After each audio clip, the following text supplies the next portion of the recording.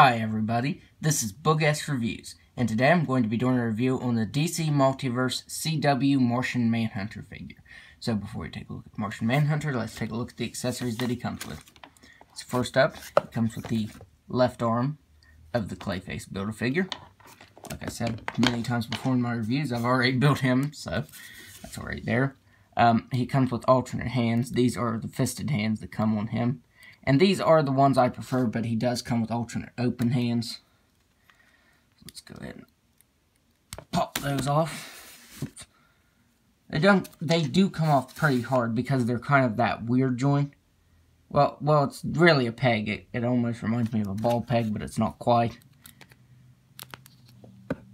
So you just gotta pour them in there. There. Like I said, sometimes when you're putting accessories on behind the camera, it's tough. Sometimes you have to look over the camera to get them on there. So there. Now he has his open hands there. And they don't look bad. They're just not my favorite. They're not really open hands. They're kind of just like gripping hands. I would have preferred 3 pairs of hands. The gripping hands, the fisted hands, and then relaxed hands. And before I go on, this is something that really irritates me, is the cape is a separate piece that comes off. It doesn't really port in his back like I would like it to. And his final accessory, I'm pretty sure this was called Black Mercy, I want to say.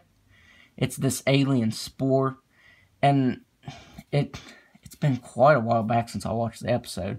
But I'm pretty sure this was only on Supergirl. I don't believe it ever attached itself to him. I could be wrong, though.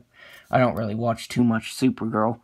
I watched this episode back when it came out, and, you know, like I said, not really a fan of the show, so I don't watch it that much. And the spore does connect him, and it looks pretty good. I do like the way it goes on him. Let's see, from what I was looking at, because I did try this before the video, you really can't get it to stay on her. For her hair. Now, if you want, you can kind of tuck it under her hair. But, it's kind of problematic. So really, the best you're going to get is that, and it doesn't really look good because it's hanging off one side. I suppose you could do that, kind of put it up on her hair. But even then, it still doesn't really look the greatest. So, it would have been nice if they would have, made it so that you could attach it to her a little bit easier. Or, I don't know. Like I said, you can put it right there on her hair, but that just doesn't really look right. It kind of sticks out too far, and even then it still falls off. So that's a bummer. Now let's take a look at the head sculpt. So for the head sculpt of Martian Manhunter, I do think it looks really good. This isn't perfectly accurate to what's seen on screen. Like, the blue should be a lot darker, the red should be a lot darker. I think he has a little bit of silver right here on his chest. So it's not perfectly accurate, but it's not bad. And his head does have, either it's just the way that it's sculpted, but it kind of looks like it has just a little bit of dark green in the lines there on his head. One thing that I thought was cool is his eyes are red, and they have just a little bit of red under them too. That looks pretty good. And then the gold clasps, well, are these considered clasps because that's what holds his cape on in the comics, or at least it did. I don't know if he still has the same look. But on this, the cape's connected to his back here. It's not connected right here on his shoulders. But they came out pretty clean. So did the red, but like I said, it should be a little bit darker. Now, with his cape, that's my complaint about the whole figure, is the cape. I hate this cape. He has this hole in his back here. It just goes in just a little bit, not anything big. It just goes in that much. And that's the only way that it stays in. I feel like this should be long and a little more flowing. And, I don't know. I feel like they maybe should have done, like, pegs or something. Because it is always falling out. I cannot pose this around without that happening.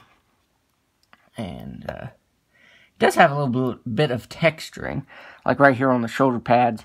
Right here on his chest, he has some texturing to his armor. That's pretty good. And honestly, I feel like they should have done like maybe a wash of silver or something. because his legs are just pretty bland. I mean, this whole figure's kind of bland, honestly. I mean, this is probably my least favorite figure out of the way. I just have a lot of complaints with him. It's mainly this cape. It's just really irritating. I don't know why they would have made it. Or at least make it a harder material and make that hole go a little deeper in his torso. That way you could actually port it in there, not just kind of barely put it in there. So that is pretty irritating. So now let's go over his articulation. Now he can look all the way up, and he really can't look down, but he can move his head side to side. This multiverse figure kind of has a higher peg, like his head's higher up on the peg, so it does allow him to move his head a little bit more. Most of the figures, they sit down on the neck too far, so they can't look back or forward, back and forth, you know. He has ball-jointed shoulders that can move out all the way. He has swivel at the bicep, single-jointed elbow that really can't bend in that far at all. He has swivel wrist, an ab crunch that can't really move back, but he can crunch forward all the way. And I'm not sure why more DC Multiverse can't crunch forward. Granted, this was the Clayface wave. This was before they started adding the better articulation. I mean, some of the figures already had some of the good articulation, but, you know, this was kind of in the middle when they were transitioning to that. He has swivel at the waist, those double swivel hips that can do a complete split. He can kick forward just a little bit, and he can kick back all the way. He has swivel at the thigh, single jointed knee, and swivel ankles. And there went his cape, like always. So now let's do some size comparisons once I put his annoying cape back on. Okay, so for size comparisons, now he's not wanting to stand up. Okay, he's not standing perfectly, but for size comparisons, here he is next to Supergirl.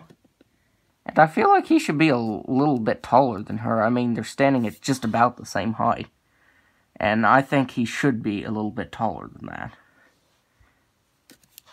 Here he is next to the CW Flash. These are all CW figures I'm going to do comparisons with. And I feel like the Flash is too short. He's, I don't know, this figure just looked really weird. Like, his torso was really big and he had tiny legs and, like, kind of stubby arms. This figure was really oddly proportioned. And finally, here he is next to Arrow.